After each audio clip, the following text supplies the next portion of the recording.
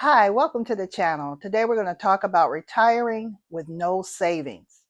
If you're over the age of 60, over 22% of you are without savings. I'm included in that 22%.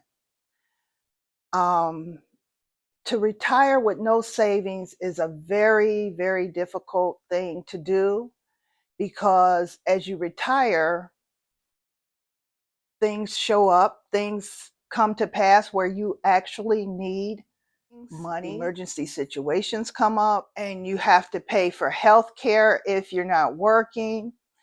But if you make only a certain amount of money, you can apply for Medicaid if you're under a certain threshold. And that's what I did. I did apply for Medicaid. So thank goodness I'm able to get my medical care taken care of. And that's been a lifesaver. And it's been very difficult. I mean, thank goodness I downsized before my retirement came into place. I didn't retire purposely. I retired unpurposely because of my health. And even now, it's hard for me to even think about going to work every day. It sends me into a very dark place, mentally, physically, and it's just not an option for me right now to leave home to go out to work. It's very difficult to plan for things when you have no savings, when things break down, when things, just the prices of things going up and you're just stuck at this one check. It is very, very difficult. And so basing how you're living off of government, Social Security, maybe a pension. If you get a nice pension, it's golden. But if not, I do have a small pension. It's not much, but it's something extra a month that I get along with my Social Security. And it's, in the beginning, trying to adjust to a set amount of money can be very, very difficult. And it was for me. I almost lost my home. I almost lost my car. And I was doing everything I could to try and pay things. And in the beginning, because I didn't have any money, I wasn't even on Social Security at that time. And I was using all the money I had to try and maintain what I had.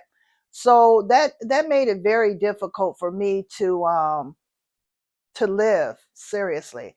And I was thinking of what to do. That's where I came up with the moving into a senior living. But once I realized I can maintain where I'm at, it was no reason to think about senior living because it would end up being more costly to move into senior living than it is to just stay where I am. So right now I'm staying put where I am in my mobile home and just making the best of everything that I can as far as um, frugality. I'm using food banks to help supplement my groceries, and I'm very frugal with my electricity and water. And I just, I have to manage. That's the thing. When you're living with no savings, you have to manage to try and put away a little bit of money and pray for the pray for the rest because when things happen, it's like you don't have any money. What do you do? And it can be very, very difficult and make you just feel useless, make you feel, you can't help anybody but yourself. And sometimes trying to help yourself can be difficult at times.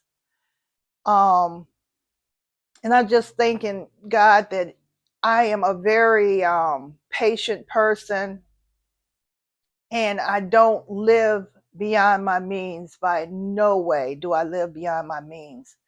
I don't purchase things that I don't need. I don't go out, you know, trying to get my nails done, my toes done, facials, massages. I can't do any of those things. I try and save a little money every month so when unexpected things pop up, I can have money to take care of those things. But as far as living a gracious life, a extravagant life, it's not happening right now.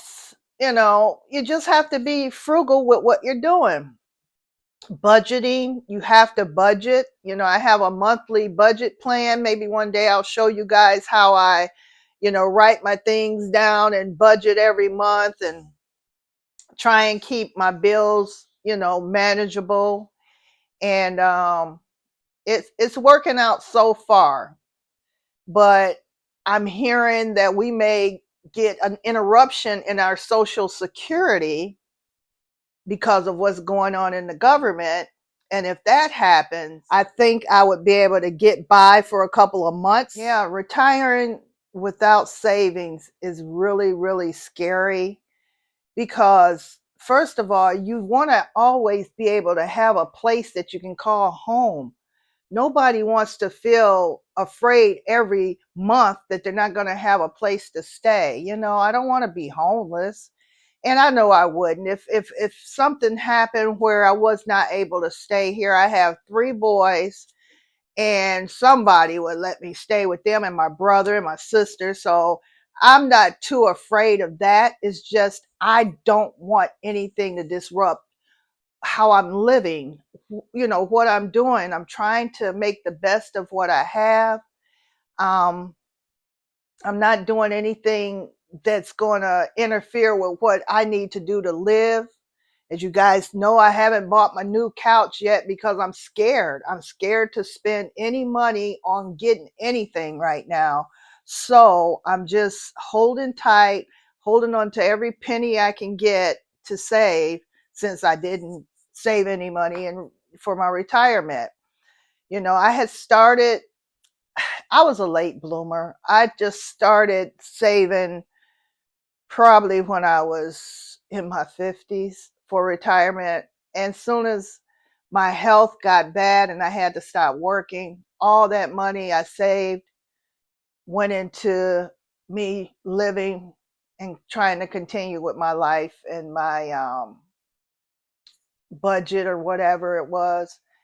And, I didn't have the savings. I had planned out that I'd retire once my house was paid off, once my car was paid off, and it didn't happen. So in the process, I struggled really, really hard in the process in the beginning. But now it's leveled off and I'm used to my fixed income. And so it's become a lot easier and I have a little money saved for things, but any big emergency might be a problem. But that's all I have for today is just living on retirement with no savings. I'm not the only one. So we have to manage. We have to manage somehow.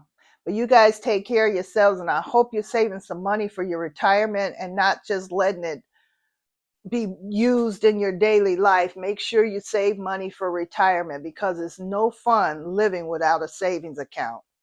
All right, you guys take care. I love you, and I'll see you in the next video. Bye-bye.